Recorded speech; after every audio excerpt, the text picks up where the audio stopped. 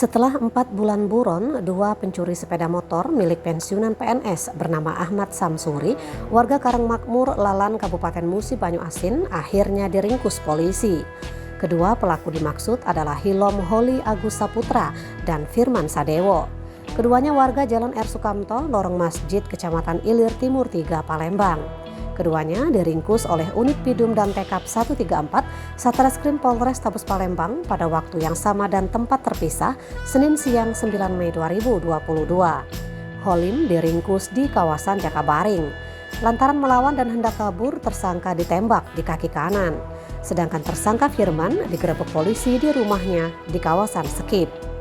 Kasat Reskrim Polres Tabes Palembang Kompol Triwahyudi didampingi Kanit Pidum AKP Robert P. Sihombing membenarkan telah menangkap 2 pencuri sepeda motor tersebut. Tri menjelaskan kejadian bermula ketika korban memarkirkan sepeda motor fiction BG5591ZV miliknya di rumah singgah yang terletak di Jalan R. Sukamto, Lorong Masjid, Kelurahan 8 Ilir, Kecamatan Ilir Timur 3 pada 25 Januari lalu. Dari hasil penyelidikan, akhirnya anggota mengetahui keberadaan kedua tersangka dan segera melakukan penangkapan.